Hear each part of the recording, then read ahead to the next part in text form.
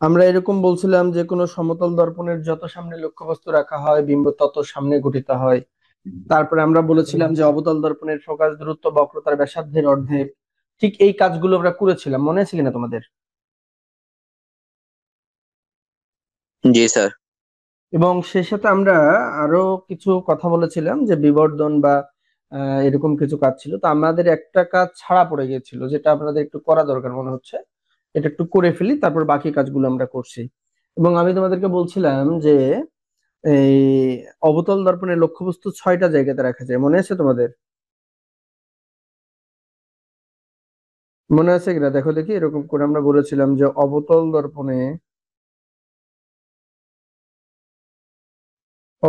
দর্পণে লক্ষ্যবস্তু 6 জায়গাতে রাখা যায়। লক্ষ্যবস্তু 6 জায়গায় রাখা যায়।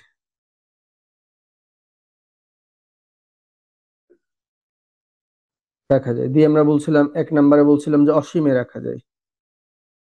মনে আছে তোমাদের? 2 নম্বরে বলেছিলাম যে অসীম আর বক্রতার কেন্দ্রের মাঝে।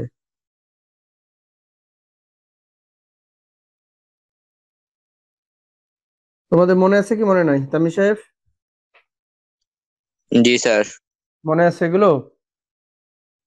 জি স্যার, মনে আছে। হ্যাঁ, যদি এগুলো মনে থাকে তাহলে আমরা একটা নতুন কাজ আজকে মনে হলো যেটা করা দরকার।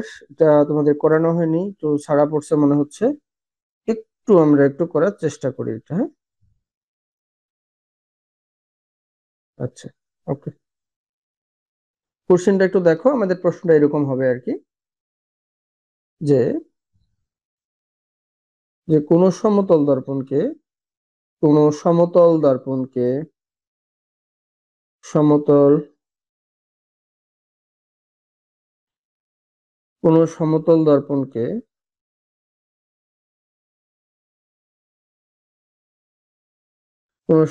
দর্পণকে যে কোণে ঘোরানো হয়, যে কোণে ঘোরানো হয় প্রতিফলিত রশ্মিটি দ্বিগুণ কোণে ঘুরে যায়। প্রতিফলিত রশ্মিটি দ্বিগুণ কোণে ঘুরে যায়।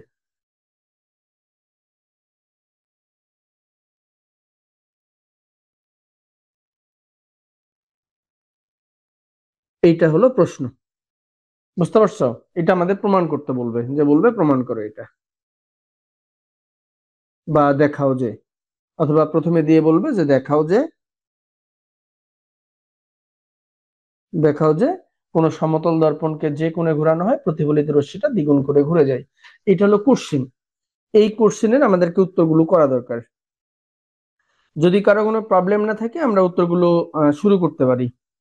দেখি আমাদের সাথে কে কে জয়েন করছে আপাতত। মেয়ে যাবেন, আমরা শুরু করতে পারি বাবা এটা? জি স্যার। আচ্ছা, আমাদের সাথে দেখছি উৎসব সাহেব জয়েন করছে। উৎসব সাহেব করা যেতে পারে কিনা?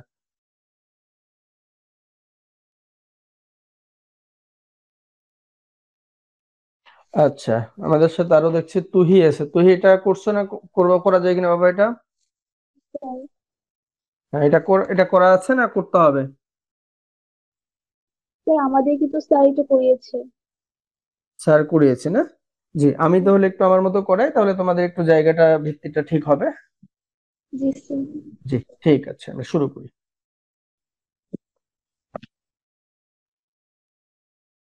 তাহলে আমাদের কোশ্চেন ছিল কোন সমতল দর্পণকে যে কোণে ঘোরানো হবে। সে ধরো আমরা এটার একটা বেসিক বুঝি আগে। আমরা তো বলছিলাম যে সমতল দর্পণগুলো কেমন হয়, যে এরকম একটা সমতল দর্পণ হয়, যে এইরকম একটা সমতল দর্পণ। আমরা বলছিলাম যে সমতল দর্পণের এরকম করে পায়রাগুলো নিচের দিকে থাকবে, দর্পণটা সোজা হবে। এই দর্পণটা আমরা যে কোনো একটা আলোক রশ্মি এখানে আমাদের আসতে পারে, এদিকে আমাদের প্রতিফলিত হয়ে চলে যাবে। তার মানে আলোক রশ্মিটা আপতিত, এটা হলো প্রতিফলিত, যেটা তোমরা জানো। আমরা এই বরাবর একটা অভিলম্ব অঙ্কন করতে পারি। তাহলে আমরা বলতে পারি যে এম ও এম ড্যাশ একটা কি দর্পণ? সমতল দর্পণ। ও দর্পণের মধ্যবিন্দু। বললাম যে পি যে কোনো একটা আলোক রশ্মি দর্পণে এখানে আপতিত হয়ে এই পথে প্রতিফলিত হয়। আমরা বলতেই পারি তো এই দর্পণটাকে যদি আমরা ঘুরাই, অর্থাৎ এম কে যদি আমরা এই জায়গাতে নিয়ে যাই, আর এই যে সরি এম ড্যাশ কে যদি ওই জায়গাতে নিয়ে যাই, আর হচ্ছে এই এমটাকে যদি এরকম করে নিচে নিয়ে আসি, তাহলে আমাদের যে দর্পণটা যেটা হবে সেটা হবে এইরকম। তাহলে দর্পণটা হচ্ছে এইটা।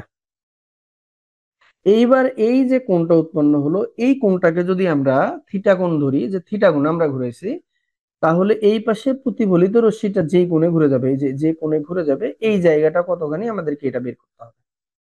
এখন আমরা যদি বলি যে আমাদের কোণটাকে আমরা 5 ডিগ্রি কোণে ঘুরালাম, তাহলে দ্বিগুণ কোণে ঘুরে যাবে, তার মানে প্রতিফলিত রশ্মিটা 5 গুণ 2, তার মানে 10 ডিগ্রি কোণে ঘুরে যাবে। আমরা যদি থিটা কোণে ঘুরাই, তাহলে 2 গুণ থিটা, তার মানে 2 থিটা কোণে ঘুরে যাবে। আমরা যদি আলফা ধরি, তাহলে 2 গুণ আলফা, তার মানে 2 আলফা কোণে ঘুরে যাবে। অর্থাৎ যত ডিগ্রি কোণে আমরা আমাদের দর্পণটাকে ঘোরাবো, প্রতিফলিত রশ্মিটা তার দ্বিগুণ কোণে ঘুরে যাবে।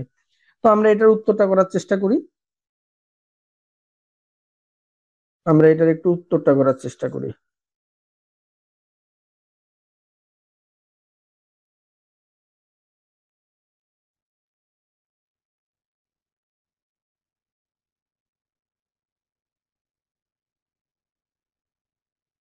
একটু মন দাও, আমরা একটু উত্তরটা করি।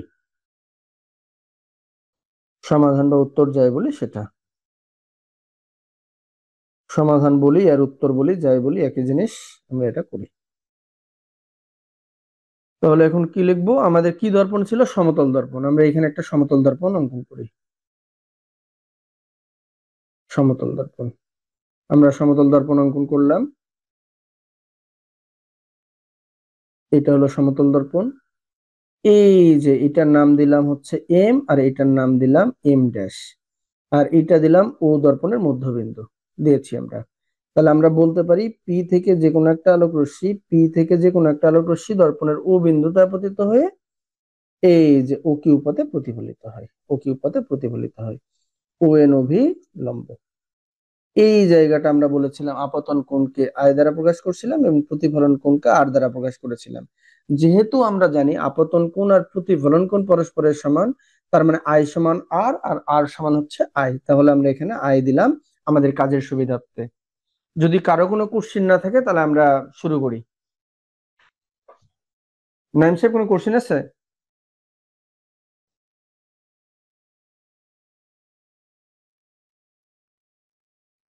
যদি কোশ্চিন না থাকে তাহলে আমরা এবার একটু পড়ি, এরকম করে যে মনে করি, মনে করি M, M O M dash একটি সমতল দর্পণ ও দর্পণের মধ্য বিন্দু। পি যে কোনো একটা আলোক রশ্মি দর্পণের ও বিন্দুতে আপতিত হয়ে ও কিউ পথে প্রতিফলিত হয়, ও এন অভি লম্ব। আমরা এই কথাগুলোই লিখবো। মনে করি এম ও এম ড্যাশ একটি কি দর্পণ? একটি সমতল দর্পণ, সমতল দর্পণ, দর্পণ। ও দর্পণের মধ্যবিন্দু, ও দর্পণের মধ্যবিন্দু, মধ্যবিন্দু। পি যে কোনো একটি আলোক রশ্মি, যে কোনো একটি আলোক রশ্মি, যে কোনো একটি আলোক রশ্মি, এটি দর্পণের কোথায়? এটি দর্পণের, একটা কাজ করি, এটি দর্পণের ও বিন্দুতে, ও বিন্দুতে আপতিত হয়ে, আপতিত হয়ে ও কিউ পথে কি হয়? প্রতিফলিত হয়, প্রতিফলিত হয়, ও এন অভি লম্ব, অভিলম্ব। অতএব তাহলে আপতন কোণ কি? আপতন কোণ পি ও এন সমান হচ্ছে আই কোণ, এবং প্রতিফলন কোণ কি? প্রতিফলন কোণ P O N, sorry, N O Q সমান লিখি আমরা, প্রতিফলন হচ্ছে এন ও কিউ সমান, এন ও কিউ সমানও আই কোণ ধরেছি। তাহলে পি ও এন সমান এই জায়গাটা আই কোণ এবং এন ও কিউ সমান এটা হচ্ছে আই কোণ। তাহলে P O Q, P O Q, লক্ষ্য করো পি ও কিউ। তাহলে অতএব কোণ কি পি ও কিউ সমান তাহলে কি আই আর আই, আই প্লাস আই, তার মানে হলো 2i। দেখো দেখি এই পর্যন্ত কারো কোনো প্রবলেম আছে কিনা? জি না স্যার। প্রবলেম নাই না? আচ্ছা, আমরা তাহলে একটু সামনে যাই। আমরা তো প্রথম ধাপটা শেষ করলাম, কিন্তু আমাদের এখানে বললো এখন দর্পণটাতে কোনো সমতল দর্পণকে যে কোণে ঘোরানো হবে। এখন কি কোণে ঘোরাবো এটা আমাদের উপর ডিপেন্ড করবে। তা আমরা এখন দর্পণটাকে যদি থিটা কোণে ঘুরাই, তাহলে থিটা কোণে ঘোরালে আমি তোমাদেরকে বললাম যে আমরা এখন যদি দর্পণটাকে থিটা কোণে ঘোরাই, তাহলে একটু লক্ষ্য করো, আমরা বলছিলাম এই এম এর অবস্থানটা হবে এই জায়গাতে, আর এই এম ড্যাশের অবস্থানটা হবে এই জায়গাতে, আর এম এর অবস্থানটা হবে এখানে। অর্থাৎ আমরা এখন দর্পণটাকে যদি আমরা এরকম করে থিটা কোণে ঘুরে দেই, এই যে থিটা কোণে ঘুরালাম, তাহলে এম এর অবস্থান হবে কোথায়? এখানে। এম ড্যাশের অবস্থান হবে কোথায়? এইখানে। তাহলে আমরা এটার নাম দিলাম M1 ড্যাশ, আর এটার নাম দিলাম হলো M1। এইখানে কি কোণে ঘুরাই দিলাম? থিটা কোণে ঘুরাইছি। এবার তাহলে এটা কি দর্পণ হলো? সমতল দর্পণকে ঘুরালাম আমরা থিটা কোণে। তো এখন যখন আমরা দর্পণকে থিটা কোণে ঘুরাই, তখন আলোক রশ্মি তো যেখান থেকে আসছিল সেখানেই থাকবে, কিন্তু আমাদের তোমরা হলো হয়তো একটা জিনিস লক্ষ্য করবে, একটু ভালো করে মন দাও 1 মিনিটে। আমরা অনেক সময় দেখা যায় যে সূর্যরশ্মি থেকে যে আলোগুলো আসে আমাদের ঘড়ির উপরে পড়ে কিংবা গ্লাসের উপরে পড়ে, এটা আমরা আবার অনেক সময় দেখা যায় যে একজনের চোখে ধরি কিংবা অন্য জায়গাতে ধরি। তো আমরা কিন্তু আলোক রশ্মি যেখান থেকে আসে সেখানেই ধরি, কিন্তু দর্পণটাকে নড়ানোর জন্য প্রতিফলিত রশ্মিটা নড়ে যায়। তো এরকম আমরা এখন দর্পণটাকে ঘুরাই দিচ্ছি থিটা কোণে, তাহলে আলোক রশ্মি যেখান থেকে আসে এটা ফিক্সড, তাহলে নড়ে যাবে কি? নড়বে হচ্ছে অভিলম্ব আর এই যে প্রতিফলিত রশ্মি। তাহলে এই অভিলম্বের অবস্থানটা এখন যদি আমরা বলি যে এইখানে আসছে, আর প্রতিফলিত রশ্মিটা যদি আমরা বলি এখন এইখানে আসছে, এই জায়গাটাতে। তাহলে এটা হলো প্রতিফলিত রশ্মি, দর্পণটাকে ঘোরানোর পরে অভিলম্বটা সরে গিয়ে হয়েছে কি N1, আর এইটার নাম হলো Q1। তাহলে এইটা আমরা কি কোণে ঘুরেছি? থিটা কোণে। তাহলে এই জায়গাটাও হবে থিটা কোণ, এই জায়গাটাও আপাতত ধরলাম থিটা কোণ। ব্যাপারটা কি বুঝাতে পারছি? কারো কোনো কনফিউশন আছে এই জায়গাতে?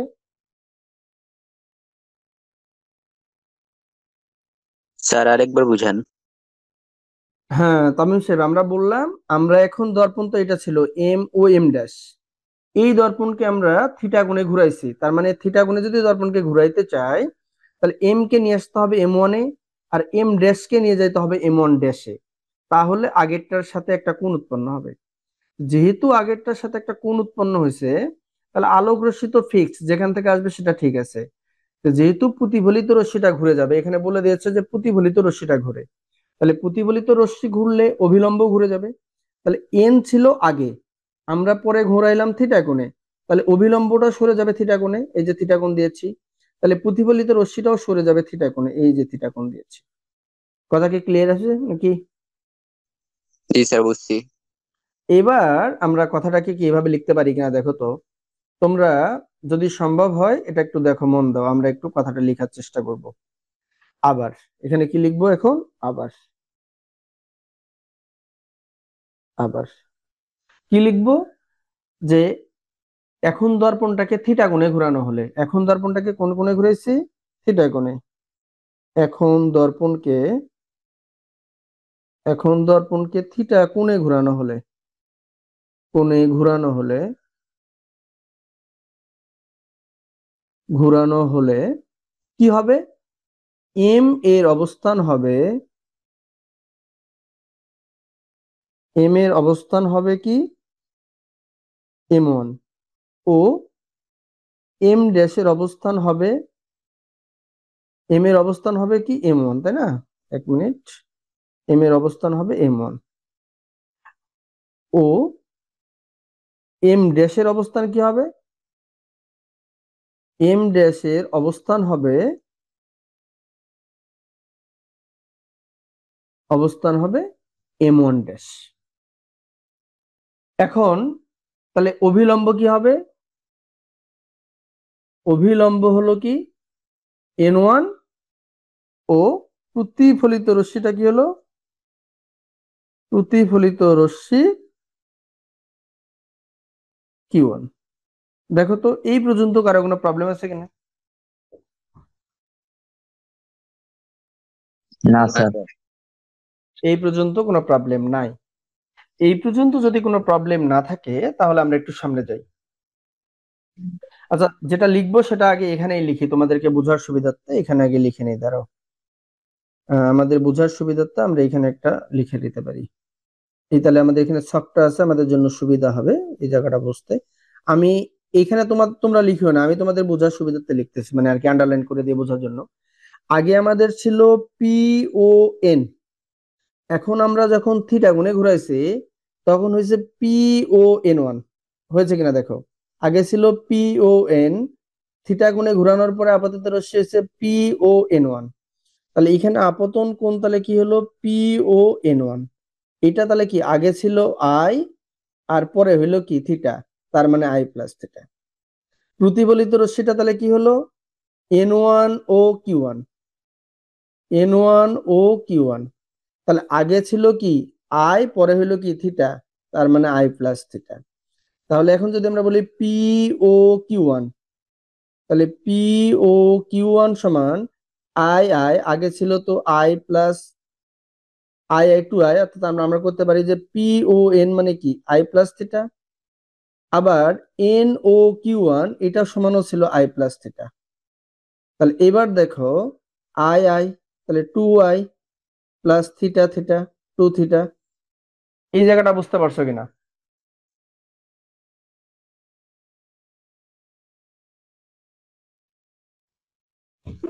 স্যার একটু আবার বুঝিয়ে দিন। আবার একটু বুঝাই দিই, তাই না? আচ্ছা, এবার একটু আরেকবার মন দাও, আমরা একটু এই জায়গাটাকে আরেকবার ক্লোজ করি, হ্যাঁ।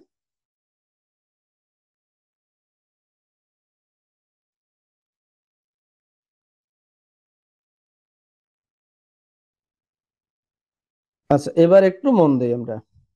দেখো, আগে ছিল কি N O N, sorry P O N ছিল আগে, এখন হচ্ছে কি পি ও এন ওয়ান। হয়েছে কিনা?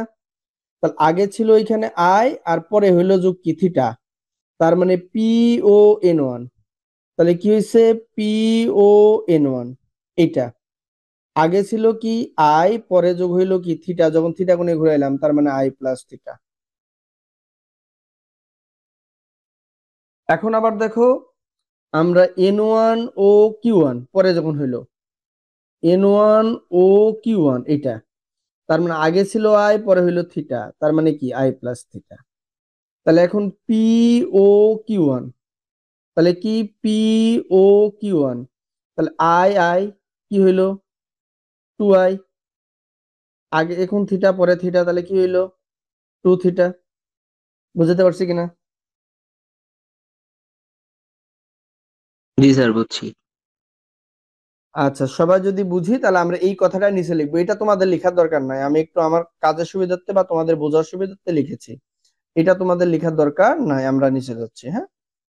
এবার তাহলে আমরা কি লিখতে পারবো, তাহলে আমরা এরকম লিখতে পারি না, তাহলে আপতন কোণ কত হচ্ছে, আপতন কোণ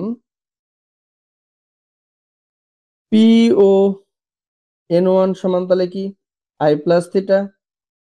প্রতিফলন কোণ কি হবে, প্রতিফলন কোণ, প্রতিফলন কোণ তাহলে কি হচ্ছে এন ওয়ান ও কিউ ওয়ান ইজিক্যাল টু তাহলে কি আই প্লাস থিটা। অতএব তাহলে পি কোণ P O Q one, P O Q one, তার মানে পি ও কিউ ওয়ান এর মধ্যে তাহলে কি কি ছিল, আই প্লাস থিটা আর আই প্লাস থিটা, তার মানে কি দাঁড়ালো two i plus two theta. বুঝতে পারছো? এবার আমরা একটু প্রশ্নটা বিশ্লেষণ করি। প্রশ্নটা কি বলছে, খুব মন দাও। কোন সমতল দর্পণ যেই কোণে ঘুরাবো আমরা, ঘুরানোর ফলে প্রতিফলিত রশ্মিটা, এই রশ্মিটা দ্বিগুণ কোণে ঘুরে যাবে কিনা। প্রতিফলিত রশ্মিটা কোনটা, আমাদের এই যে এইটা প্রতিফলিত রশ্মি, আগে ছিল এইটা পরে হইলো এইটা, এই জায়গাটা দ্বিগুণ কোণে ঘুরবে কিনা। আমরা যদি এই জায়গাটা আমাদের দ্বিগুণ বের হয় তাহলে আমাদের উত্তরটা হয়েছে, যদি দ্বিগুণ না হয় তাহলে উত্তর হয়নি।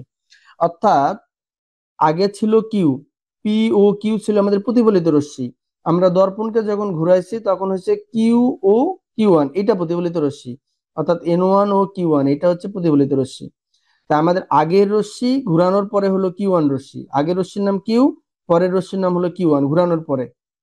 এবার দেখো এটা যদি ঘুরানোর পরে এটা হয়, তা আমাদের এই জায়গাটা, খুব ভালো করে মন দাও, আমি আরেকবার কালিটা চেঞ্জ করি। এই জায়গাটা আমাদের যদি টু থিটা বের হয় তার মানে উত্তরটা হয়েছে, যদি না বের হয় তাহলে উত্তরটা হয়নি। তাহলে এই জায়গাটা বের করার হয় কি, এই যে টোটাল জায়গাটা, মন দাও একটু, এই যে টোটাল জায়গাটা, এই টোটাল জায়গাটার থেকে যদি আমরা এই জায়গাটা বিয়োগ করে দেই তাহলে তো এই জায়গাটা পাবো, ঠিক কিনা? বুঝতে পারছো কি জি পারো না? স্যার। তাহলে এখন এটা নিচে লিখবো, তার আগে তোমাদের সুবিধার্থে এখানে যে চিত্রটা আছে এখানে একটু লিখি। এখানে একটু লিখি হলো এইভাবে। আচ্ছা, কালারটা একটু চেঞ্জ করে নেই, নিয়ে লিখি। তাহলে এই যে আমি এইখানেই লেখার চেষ্টা করতেছি, হ্যাঁ, এটা যেটা নিচে লিখতাম সেটা আপাতত এইখানে লেখার চেষ্টা করতেছি। তাহলে আমাদেরকে কি এই প্রতিফলিত রশ্মিটা দ্বিগুণ কোণে গেছে কিনা এটার উপায় কি, এই টোটাল জায়গাটার থেকে। তাহলে কিউ ও কিউ ওয়ান, তাহলে কোণটার নাম হচ্ছে কি কিউ ও কিউ ওয়ান, এই কোণটা, এই কোণটা যদি দ্বিগুণ কোণে যায় তাহলে হয়েছে, না হলে হয় নাই। তাহলে আমরা কি লিখতে পারি, পি ও কিউ ওয়ান, এই জায়গার থেকে কোণ হলো কি পি ও কিউ ওয়ান, এই কোণটা, এই কোণটার থেকে বিয়োগ হবে কি পি ও কিউ, কোণ কি পি ও কিউ। দেখো তো এই জায়গাটা বোঝো কিনা, এই লাইনটা।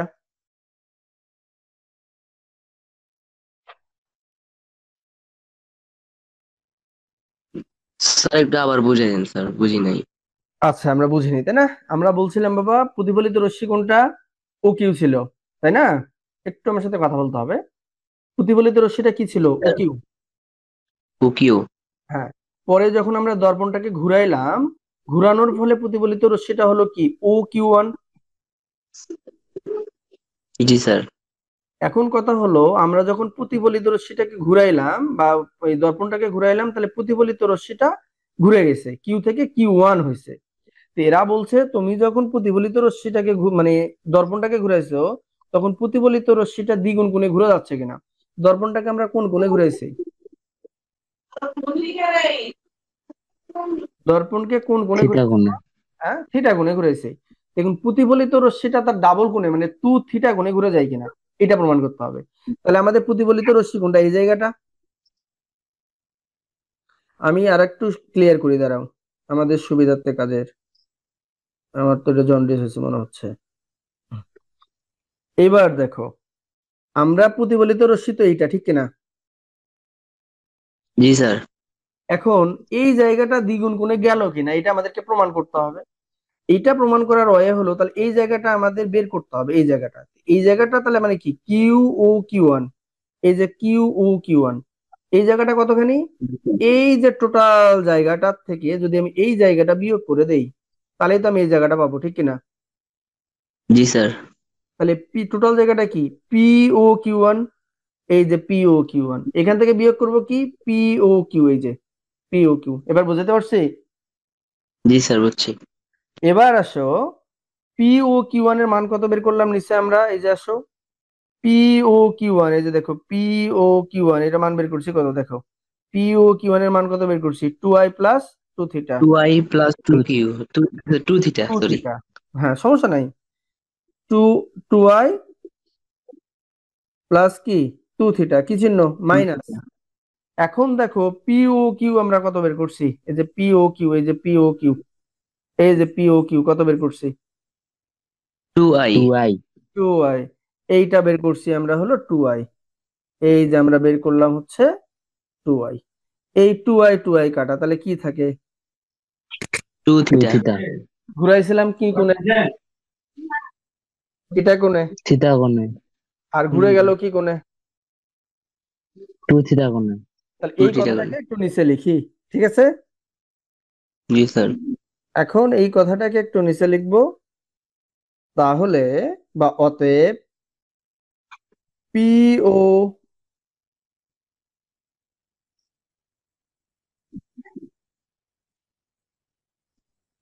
তাহলে পি ও কিউ ওয়ান, আরে পি ও কিউ ওয়ান সমান, তাহলে আমরা কি লিখতে পারবো, কি লিখছিলাম, পি ও Q1 মাইনাস হলো POQ, তাই ছিল না? এটার মান বের করছিলাম কি 2i plus 2i plus 2 theta. Minus এটার মান কত বের করছিলাম 2i, 2i. কাটা তার মানে কি 2 থিটা। 2 এখন theta. আমরা কি বলতে পারি না, এরকম করে এখন লিখতে হবে যে সুতরাং বলা যায় যে, সুতরাং কি যায় বলা যায় যে, বলা যায় যে কোন সমতল দর্পণকে, সমতল দর্পণকে দর্পণকে যে কোণে ঘোরানো হয়, যে কোণে ঘোরানো হয় প্রতিফলিত রশ্মিটা দ্বিগুণ কোণে ঘুরে যায়। প্রতিফলিত রশ্মি কি হয় দ্বিগুণ কোণে ঘুরে যায়।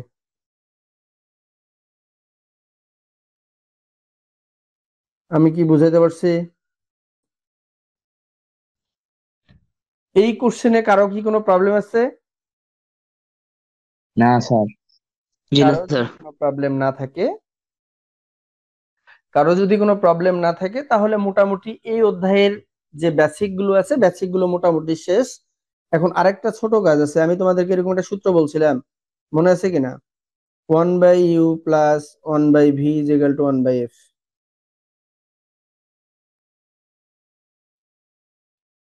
মনে আছে কি নাই?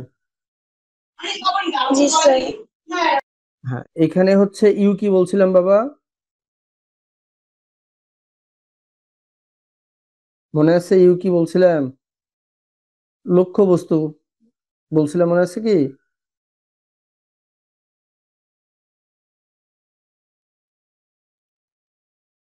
আচ্ছা, আমি তাহলে একটু তোমাদেরকে বলি, দাঁড়াও। আচ্ছা, এইটা নিয়ে কারো তার কোনো কোশ্চেন নাই নাকি?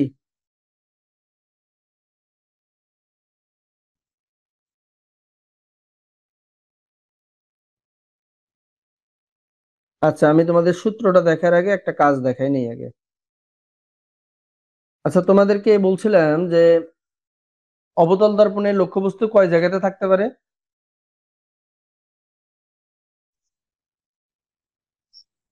6 জায়গা। 6 জায়গাতে থাকতে পারে। এই 6টা জায়গা কি কি মনে আছে তোমাদের? জি স্যার। আচ্ছা, গুড।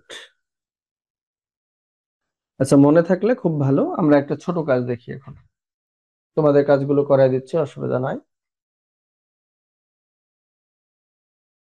তোমাদেরকে আর একটা কথা বলি, তোমরা জানো কিনা তারপরেও বলি আর কি, মনে হচ্ছে যে না বলা দরকার।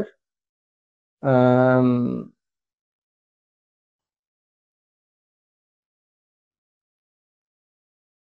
আচ্ছা, তোমরা কি এটা স্বীকার করবা যে, বা স্বীকার করবা না, যাই হোক, তোমাদের স্যার কোন স্যার কি আসলে কিভাবে পড়ায় জানি না, তবে আমার মনে হচ্ছে যে তোমাদের কাছে যে সাহিত্য বইটা আছে, এই সাহিত্য বইটি দিয়ে আসলে ফিজিক্স এই বইকে কন্ট্রোল করা কোনোভাবে সম্ভব নয়। জি স্যার। এটা কি মনে হয়? জি না জি স্যার। স্যার। আমি আবার বলি যে আমাদের কাছে যে সাহিত্য বইটি আছে পদার্থের, এই সাহিত্য বই দিয়েই এই বইটাকে ব্যাখ্যা করা বা কন্ট্রোল করা কোনোভাবে সম্ভব নয়। এটার সাথে তোমরা একমত না একমত নয়? স্যার একমতই স্যার। একমত। আমাদের এই একমত স্যার। সাহিত্য বইটা দিয়েছে, আমাদের বলি এই যে সাহিত্য বইটা আমাদেরকে দিয়েছে, এই সাহিত্য বইয়ের মধ্যে কিচ্ছু নাই। এইটাকে ব্যাখ্যা করার জন্য আমাদেরকে কি করতে হবে, আরো অন্যান্য জায়গা থেকে সবকিছু সংগ্রহ করে পড়াশোনা করতে হবে। আমাদেরকে মূল জায়গাগুলা বুঝতে হবে। আমরা যদি বেসিকটা আমাদের স্ট্রং হয়, বা বেসিকটাকে যদি আমরা স্ট্রং করতে পারি, তৈরি করতে পারি, এবং আমরা যদি এটা ইনশিওর দিতে পারি যে স্যার আমার বেসিক স্ট্রং, আপনি যে কোনো জায়গা থেকে ধরতে পারেন, আমি করতে পারি, বেসিক আমার স্ট্রং, এবং এমন কোনো এমসিকিউ নাই, এমন কোনো এমসিকিউ নাই যেটা ব্যাখ্যা আমি করতে পারি না। এইটা যখন তোমরা আমাকে ইনশিওর দিবা, তখন আমি তোমাদেরকে বলতে পারি পৃথিবীতে এমন কোনো সিকিউ নাই, বা পদার্থবিজ্ঞানের এমন কোনো জায়গা নাই যেখান থেকে সিকিউ কোশ্চেনটা করলে তোমরা পড়ে বুঝে উত্তর করতে পারবে না, এরকম একটা জায়গাও নেই। এবং সাথে এটাও বলতে পারি এবং আমরা প্রত্যেকটা সাবজেক্টে 98% মার্ক পাবো আশা রাখি। 98 এর নিচে হবে না। ব্যাপারটা বুঝাতে পারছি? তো এবার দেখো, এই অধ্যায়ে শুধুমাত্র আমাদেরকে এই একটা সূত্র, আরেকটা আমি তোমাদেরকে বলছিলাম এই যে অবতল দর্পণের ফোকাস দূরত্ব বক্রতার ব্যাসার্ধের অর্ধেক, এরকম মনে আছে এফ সমান আর বাই টু বলছিলাম। এখানে এফ হলো ফোকাস দূরত্ব, আর হলো বক্রতার ব্যাসার্ধ, তার মানে এফ হলো ফোকাস দূরত্ব, আমরা শিখছিলাম ফোকাস দূরত্ব। আর এই আর হচ্ছে বক্রতার ব্যাসার্ধ, বক্রতার ব্যাসার্ধ, বক্রতার ব্যাসার্ধ। আর এইখানে ই হচ্ছে লক্ষ্যবস্তু দূরত্ব, ভি হলো প্রতিবিম্বের দূরত্ব, আর এফ হলো প্রধান ফোকাস। তাহলে ই হলো লক্ষ্যবস্তুর দূরত্ব বা লক্ষ্যবস্তুর দৈর্ঘ্য, লক্ষ্য বস্তুর দৈর্ঘ্য বা দূরত্ব। আর ভি হলো বিম্ব বা প্রতিবিম্বের দূরত্ব, প্রতিবিম্বের দূরত্ব, প্রতিবিম্বের দূরত্ব। আর এফ হলো ফোকাস দূরত্ব, ফোকাস দূরত্ব। বিষয়টা বুঝাতে পারছি মনে হয়। জি স্যার। আচ্ছা, মূলত এই অধ্যায়ে আর তেমন কোনো জটিল কাজ নাই, তবে একটা ছোট কাজ আছে যে কাজটা আমি তোমাদেরকে এখন করাইতেও পারতাম, সেটা অবশ্য করাইনি। আরেকটা জিনিস তোমাদেরকে ওটা কালকে করাইতে হবে। এই যে এটা দেখো, এম কে বিবর্ধন বলা হয় আর কি, বিবর্ধন, বিবর্ধন। এই বিবর্ধনকে এম দ্বারা প্রকাশ করা হয়। এই বিবর্ধন এম সমান লেখা যায় বিম্বের দৈর্ঘ্য বাই, বিম্বের দৈর্ঘ্য বাই লক্ষ্য বস্তুর দৈর্ঘ্য। একটা সূত্র আছে, লক্ষ্য বস্তুর দৈর্ঘ্য, অর্থাৎ বিম্বের দৈর্ঘ্য ও লক্ষ্য বস্তুর দৈর্ঘ্যের অনুপাতকে বিবর্ধন বলা হয়। বিবর্ধনের মান যদি ছোট হয় বড় হয় এগুলো ব্যাখ্যা পরে শেখাই। বিম্বের দৈর্ঘ্য বাই লক্ষ্য বস্তুর দৈর্ঘ্য। তাহলে আমরা এখন তুই যদি আমাদের একটা কোশ্চিন করে যে স্যার এখানে তো এম সমান দেয়া আছে এল ড্যাশ বাই এল, তা আমরা তো বিম্বের দৈর্ঘ্য পড়ছি স্যার ভি, আর লক্ষ্য বস্তুর দৈর্ঘ্য পড়ছি ইউ, তাহলে এখন কি হবে? আমরা যদি এল ড্যাশ ব্যবহার করি তাও যেমন ঠিক, এল ব্যবহার করলেও ঠিক, ভি ব্যবহার করলেও ঠিক, ইউ ব্যবহার করলেও ঠিক। এইটাও যা এইটাও তা, একই জিনিস। বিষয়টা বুঝাতে পারছি নাইম সাহেব?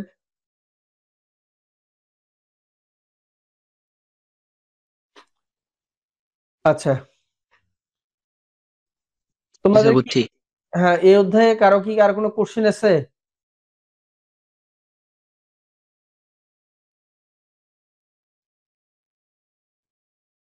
জি না স্যার। আমরা যে দেলোয়ার হোসেন আইডিতে যে জয়েন করছে, বাবা কোশ্চেন আছে নাকি এই অধ্যায়ের আর কোনো কোশ্চেন?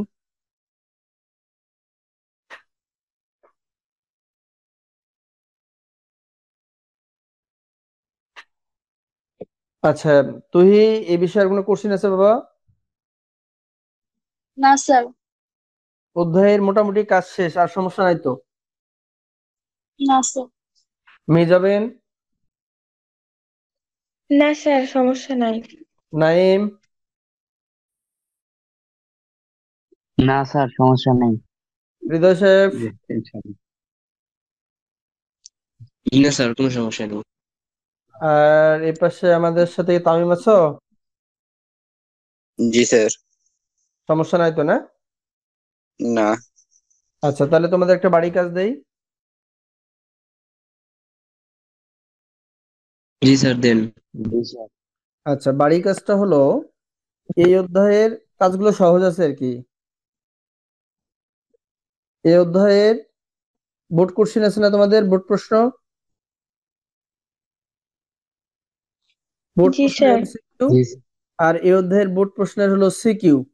তোমরা মোটামুটি এমসিকিউ গুলো সব দেখবা, আর সিকিউ অন্তত 5টা দেখবা, সর্বনিম্ন 5টা। দেখার পরে তোমাদের যদি প্রবলেম হয় আমাকে একটু গ্রুপে নক দিতে হবে যে স্যার আমার অমুক বোর্ডের অমুক কোশ্চেনটা প্রবলেম হচ্ছে, তাহলে আমি এটা নিয়ে সবাইকে নিয়ে আলোচনা করতে পারি। এইটাই কাজ, করতে পারবা কিনা? জি স্যার, পারবো। তোমরা বেশিও দেখতে পারো, সমস্যা নাই, কিন্তু আমি বললাম যে সর্বনিম্ন 5টা দেখবা সিকিউটা, তাহলেই হবে। সমস্যা হইলে আমি আছি। আর তোমাদের সাথে আর একটু আলোচনা করি আমি, হ্যাঁ। কেমিস্ট্রি আমরা কয়টা অধ্যায় শেষ করেছি? দেখো তো ডিসপ্লে দেখা যায় কিনা বাবা? জি স্যার। যে দেখা যায় না, আমরা একটু 8 অধ্যায়ে যাচ্ছি। ধরো 8 অধ্যায়ে যে কাজটা আমাদেরকে করতে হবে এটা একটু আমরা দেখি, হ্যাঁ।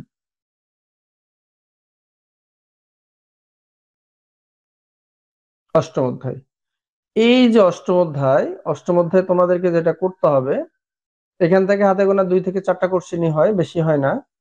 আমাদেরকে স্যার এখান এই থেকে অধ্যায় তো আমাদের নাই। হ্যাঁ, জি স্যার, এই আপন অধ্যায় তো আমাদের নাই স্যার স্যার। এই অধ্যায়টা আমাদের নেই স্যার। আচ্ছা আমি বুঝতে পারছি নাই, কিন্তু কিছু বিষয় জানা দরকার, এগুলো এমসিকিউ হুট করে দিয়ে দিচ্ছে। এটা যে কাজটা করাবো শুধু এটা একটু দেখলেই হবে, বেশিক্ষণ সময় লাগবে না এটা করতে। এই জায়গাটা একটু মনে রাখতে হয়। আচ্ছা আমাদের যেটা অধ্যায় আছে, আমি জানি তোমাদের অধ্যায় যেগুলো আছে, তো একটু দেখো, 1 মিনিট একটু দেখবা। এগুলো মনে রাখতে হয়, হুটহাট করে বিভিন্ন কাজে লাগে। এই জি যে স্যার। তোমরা একটু দেখে রাখিও শুধু, সিএইচ এর বন্ধন শক্তি কত দেয়া আছে এখানে? 414। সিসিএল এর বন্ধন শক্তি কত? 326। তারপরে তোমাদের হচ্ছে এইচ সেল এর বন্ধন শক্তি হচ্ছে 431। তারপরে এই যে এন এর বন্ধন শক্তি হচ্ছে 946। তারপরে সি মানে কার্বন ডাবল বন্ড ও, যেটা এটা বন্ধন শক্তি 724। এখান থেকে ওএইচ এর বন্ধন শক্তি 464। এখানে ও ডাবল বন্ড ও, যেটা 498। সিএল সিএল 244, এটা পড়তে হয়। এইচ এইচ হচ্ছে 436 আছে তোমাদের, এখানে পড়তে হবে 435। এটা কত পড়তে হবে? 435। এবার দেখো, তোমরা যদি এই কয়টা পড়ো, তাহলে বাকি আমাদের যে কাজগুলো আছে এটা একদিনেই শেষ হয়ে যাবে, অসুবিধা নাই। বুঝতে পারছো? জি স্যার। এটা খুব মানে মাঝে মাঝে দেখলাম যে বিভিন্ন জায়গাতে এইখান থেকে 2 একটা এমসিকিউ দিয়ে রাখছে। তো এই বেসিকটা একটু জানা দরকার একটু। তোমাদের একটু তো রিলেটেড, মানে কেমিস্ট্রির এক অধ্যায়ের সাথে আরেক অধ্যায়ের একটা, মনে করো যে ইন্টারলিঙ্ক সংযোগ আছে আর কি, যেটা আমরা জি করতে পারি। স্যার, সংযোগ আছে। হ্যাঁ, ব্যাপারটা কি বুঝাইতে পারছি? জি। একটু জি জানলে তো স্যার। ক্ষতি নাই, একটু বেশি জানলে ক্ষতি নাই, তোমরা পরে না পড়িও সমস্যা নাই, কিন্তু একটু জানে রাখা ভালো, তাই না? জি জি স্যার। স্যার। হ্যাঁ, তাহলে এটা একটু করতে হবে, আমরা কালকে করবো। আর ফিজিক্সের তাহলে কাজগুলো তোমরা শেষ করতে পারবে না? জি জি স্যার। স্যার পারবো। আর হ্যাঁ, শুধু বোর্ড কোশ্চেন এমসিকিউ। বোর্ডে যে কোনো এমসিকিউ আছে, বোর্ডে হয়তো এমসিকিউ আছে 180 বা 200টা। আর বাকি যে কোনো বোর্ডের মানে সিকিউ সিকিউ কোশ্চেন 5 বা 7টা, যে জয়টা পারবা দেখবা, সমস্যা বের হইলে আমাকে বলবো, আমি সেটা সলভ করে দিব। বোঝা গেছে কিনা? জি। জি। আর তোমাদের জন্য একটা বই লিখছি বলছিলাম, মনে আছে তোমাদের? মনে নাই না? আমি তোমাদেরকে জি না। তোমাদের জন্য একটা বই লিখছি, এটা দিব অবশ্য তোমাদের। বইটার একটু কন্ডিশনটা দেখায় তোমাদের, যে আসলে কি লিখছি। একটু 2 মিনিট সময় দিবা আমাকে, হ্যাঁ? আমি একটু জি এই যে স্যার। শেয়ার টপ করলাম, আমাকে একটু 2 মিনিট সময় দিবা, যে তোমাদের জন্য যে বইটা লিখছি আর কি, এই বইটা একটু তোমাদের দেখায়। জি স্যার, দেখা যায়। আচ্ছা, এই যে আমার বই তো কেমিস্ট্রি একটা সিরিজ আছে, রেয়ার ট্যাকটিক্স ফর কেমিস্ট্রি। এটা হলো রেয়ার ট্যাকটিক্স ফর ফিজিক্স, যেটা শুরু করেছি আর কি। এটা তোমাদের ওই যে রাশি বা একক লব্ধ একক যেটা আছে, আমি একটু তোমাদের দেখাই জিনিসটা। মানে আমি আসলে কি করেছি বা কি করা দরকার, এটা একটু বলি তোমাদের। এই বইয়ের মধ্যে আসলে যেটা থাকবে, এই যে পদার্থবিজ্ঞানের বিভিন্ন রাশিগুলোর এগুলো একটু এটা করে দিয়ে দাঁড়াও। দেখতে পাচ্ছ তো না তোমরা? জি স্যার। জি স্যার। আচ্ছা, এইটা তো মূল থিম, এটার উপরেই সবকিছু তৈরি করা। আমি একটু তোমাদেরকে দেখাচ্ছি। যেমন এখানে বলছিলাম যে পদার্থবিজ্ঞানের রাশির এককের ভূমিকা, এই যে রাশির সংজ্ঞা, তারপরে এই রাশিগুলার গুরুত্ব কি কি, এই রাশিগুলো কি কি কাজে ব্যবহার করা যায়, রাশির প্রয়োজনীয়তা কি। যেমন রাশিটার উদাহরণ গুলো দেওয়া আছে। মূলত এইটাও বড় ব্যাপার না, আমি তোমাদেরকে যেটা শেখাইতে যাচ্ছি সেটা একটু শেখাই, বা যেটা দেখাইতে যাচ্ছি এটা দেখাই। উদাহরণ হিসেবে দেখো, আমরা একটা জিনিস শিখছিলাম যে বেগকে কি দ্বারা, সূত্র দ্বারা প্রকাশ করি? ভি সমান এস বাই টি দ্বারা প্রকাশ করা যায়। যেটা বেগ, অর্থাৎ ভি হলো বেগ,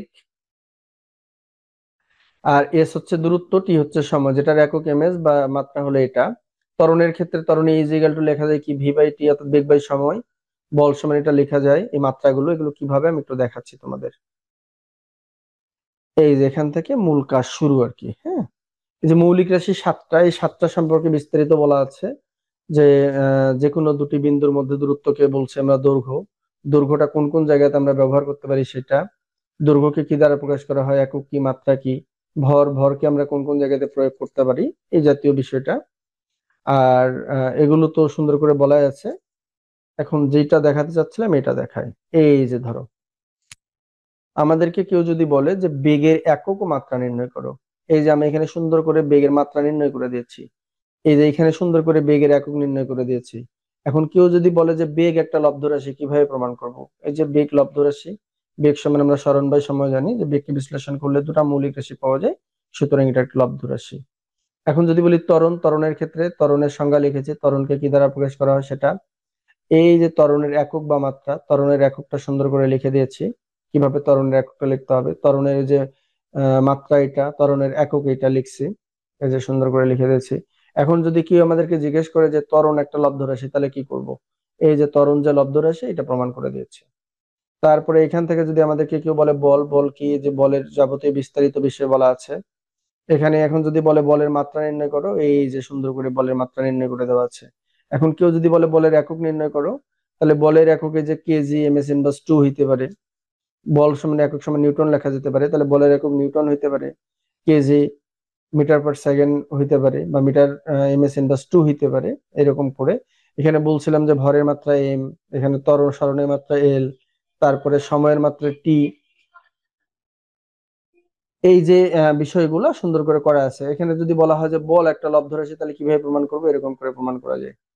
আবার ধরো ভরবেগ, ভরবেগের ক্ষেত্রে ঠিক একইভাবে প্রমাণ করে দেওয়া আছে, ভরবেগের একক কি কি হইতে পারে, ভরবেগ লব্ধ কিনা সেটা দেয়া আছে। কাজের ক্ষেত্রে ঠিক একইভাবে করে দেওয়া আছে, কাজ কি, কাজের একক কি, যেমন কাজের একক আমরা জুল বলি, জুল হইতে পারে, এটা হইতে পারে, এর মাত্রা এটা। কাজ লব্ধ রাশি কিনা সেটা প্রমাণ করা আছে।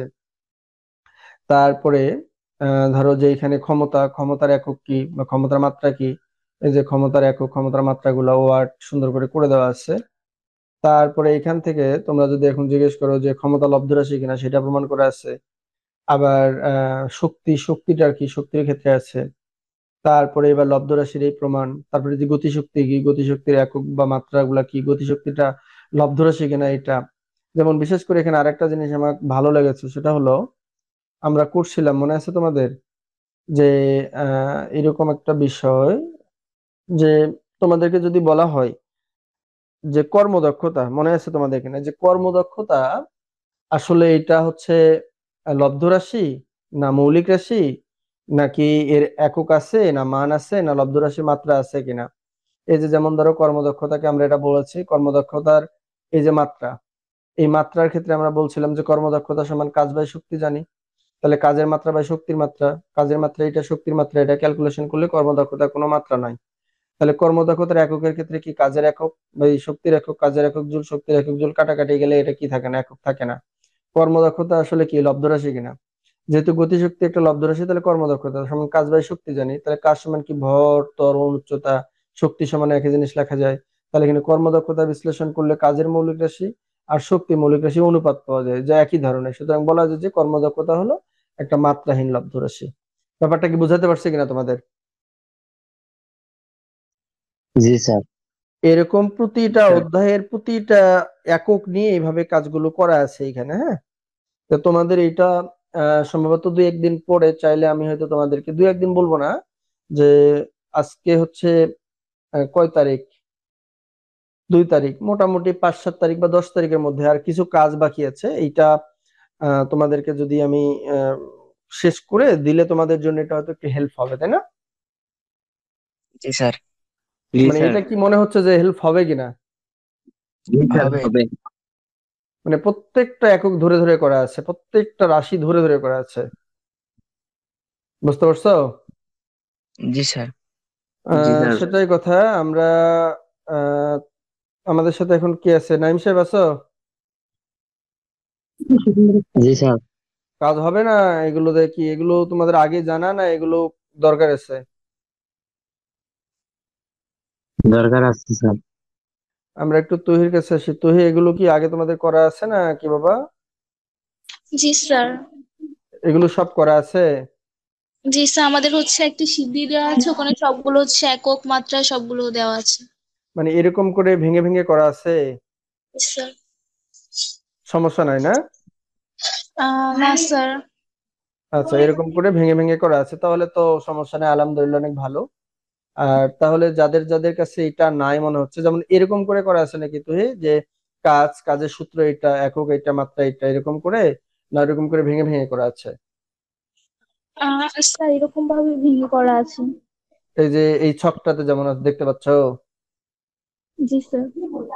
আর এগুলো কি ভাঙানো নাই? যেমন আমি এরকম করে যে ভাঙায় রাখছি, এরকম কি ভাঙানো আছে এরকম? না স্যার, এভাবে দেওয়া নাই। তোমাদের পরীক্ষাতে যদি আসে তাহলে তো এইভাবে লিখতে হবে, তাই না? 2 মার্কসের কোয়েশ্চেন গুলো এভাবে আসে। হ্যাঁ, 2 মার্কের, কিংবা হচ্ছে তোমার ধরো যে ক খ তে যেগুলো থাকে অনেক সময় আবার জোড়া দিয়ে দেয় অনেক সময়, তাই না? জি স্যার। আর তোমাদের এই যে এরকম করে যদি থাকে প্রত্যেকটা রাশি, যেমন এই যে কাজ এটা, জৌল এটা মাত্রা হচ্ছে এটা, শক্তির মাত্রা হচ্ছে এটা, এগুলো তোমাদের এমসিকিউ এর জন্য কাজ করবে। কিন্তু সিকিউ এর জন্য যদি করতে চাও তাহলে তোমাদেরকে মনে হয় এইভাবেই করতে হবে, তাই না? জি স্যার। আচ্ছা, বুঝতে পারছি। মানে তোমাদের কাছে যেটা আছে সেটা এমসিকিউ কভার করবে, কিন্তু সিকিউ কভার করবে না, তাই না? জি। আচ্ছা, ঠিক আছে। তাহলে এটা আমি তোমাদেরকে হেল্প করব, কোনো সমস্যা নাই, ব্যাপার না।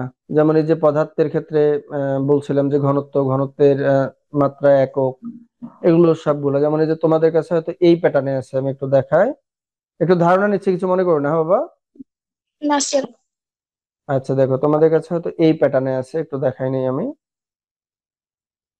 সেটা হচ্ছে, একটু আমাকে সময় দিতে হবে, একটু 1 মিনিট।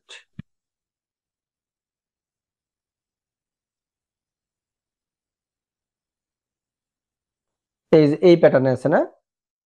জি স্যার। এই যে ঘনত্ব রো সমান এম বাই ভি লেখা যায়, এককটা হচ্ছে এটা, মাত্রা হচ্ছে এটা, প্রকৃতি রাশির প্রকৃতি হচ্ছে লব্ধ, চাপের ক্ষেত্রে পি ইজিক্যাল টু বল বাই ক্ষেত্রফল, এইভাবে আছে না? জি স্যার। আচ্ছা, বুঝতে পারছি। আচ্ছা, তোমাদের এটা তো খালি না, তোমাদের আরো একটা গুরুত্বপূর্ণ জায়গা আছে, যেটা হচ্ছে আমি এটা শেয়ার টপ করছি। তোমাদের আরো একটা গুরুত্বপূর্ণ জায়গা আছে, সেটা কি জানো? সেটা হলো ওই যে তোমাদেরকে এখন যদি কেউ বলে যে বেগ একটা ভেক্টর রাশি, কিংবা কাজ ভেক্টর রাশি, সরণ ভেক্টর রাশি, কিন্তু দূরত্ব ভেক্টর রাশি নয়, তাহলে তোমরা এই এগুলো কিভাবে ব্যাখ্যা করবা? এরকম একটা নোট তৈরি করেছি, যেটাও তোমাদের জন্য কাজে লাগবে। তো যাই হোক, তোমাদের জন্য যেটা করেছি বা করতেছি এটা দেখাইলাম। এটা তোমাদের হচ্ছে কাজগুলো শেষ করি, এর মধ্যে এটাও শেষ হয়ে যাবে, তোমাদের একটু দিয়ে দিব। আর তোমাদের যদি আগে কোর্সটা কমপ্লিট করি, তারপরে বাকি কাজগুলো করানো হবে। তো ঠিক আছে, আজকে এই পর্যন্তই। সকলে ভালো থাকবা, আবার আগামী ক্লাসে দেখা হচ্ছে, হ্যাঁ? জি স্যার স্যার। আচ্ছা, ঠিক স্যার আছে। রেকর্ড ক্লাসটা দিয়ে দিন স্যার। হ্যাঁ, বুঝিনি বাবা। স্যার রেকর্ড ক্লাসটা দিয়ে দিন। হ্যাঁ হ্যাঁ, রেকর্ডটা আজকে এখনই দিব। ওই আগে দুটা তো দেওয়া হয়নি, ওই দুটা সহই দিব, দেখি আল্লাহ ভরসা, এটা এখনই দিচ্ছি। জি স্যার, আগেরটিও দেন নাই স্যার। হ্যাঁ হ্যাঁ, দেনি বাবা, মনে আছে আমার, ঠিক আছে। জি স্যার, আসসালামু আলাইকুম। ওয়ালাইকুম আসসালাম। আসসালামু আলাইকুম স্যার। ওয়ালাইকুম স্যার আসসালাম। আসসালামু আলাইকুম। ওয়ালাইকুম আসসালাম।